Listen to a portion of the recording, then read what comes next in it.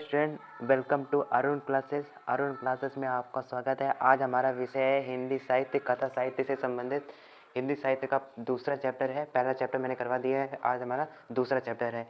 बहादुर कहानी जो है ये हमारे लिए बहुत महत्वपूर्ण कहानी है। ये बोर्ड एग्जाम में कई बार पूछी भी गई हैं। चलिए हम अपनी कहानी को शुरू करते हैं।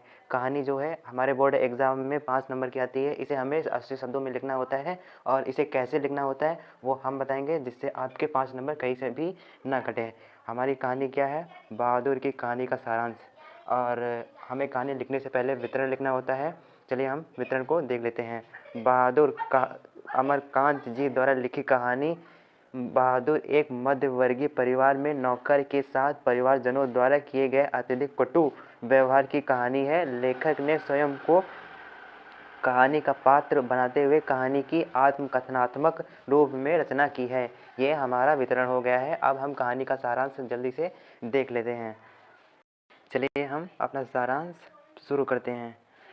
अपने से संपन्न रिश्तेदारों के घर नौकर द्वारा जुटाई सुविधा एवं शान को देखकर लेखक की पत्नी निर्मला स्वयं भी एक नौकर रखना चाहती है।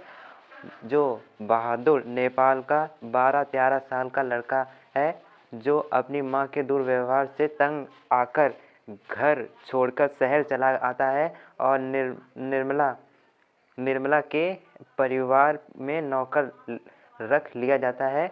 निर्मला और उसका परिवार बहुत बहादुर के प्रति पहले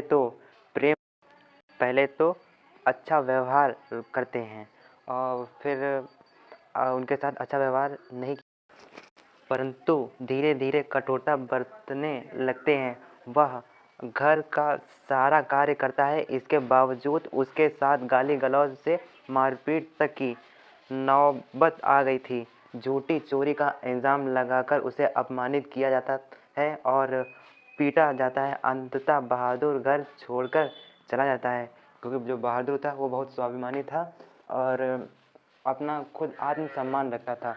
इसीलिए अब परिवार के सभी सदस्य उसे ढूंढते हैं, क्योंकि उसके कारण सब आराम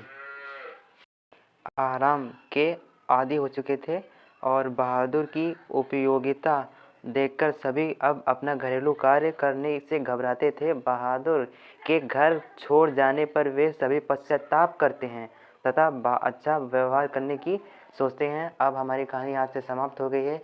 अब कहानी के लास्ट में हमें कवि द्वारा जो समाज में उद्देश्य देना चाहते हैं उसको लिखना ज़रूरी होता है। अगर हम अपनी कहानी में कवि के उद्देश्य को लिखते हैं तब हमारे कहीं पर भी नंबर नहीं कटेंगे। हम जल्दी से अपने कवि के उद्देश्य को देख लेते हैं।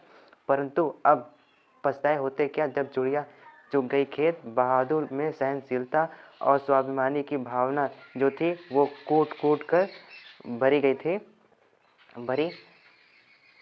उसके इसी चरित्र के कारण यह कहानी हमें बहुत प्रिय है। हमें कवि क्या कहना चाहते हैं कि हमें अपने जीवन में प्रत्यक्ष व अप्रत्यक्ष रूप से कोई भी कार्य करना हो तो उसे हमें पहले सोच लेना चाहिए, उसे समझना चाहिए और फिर हमें अपने चित्त मन से उस कार्य को करने के लिए आगे कदम बढ़ाना चाहिए। ये हमारी कहानी समाप्त हो गई है और अरुण क्लासेस में यह कहानी का सारांश देखने के लिए बहुत सारा धन्यवाद।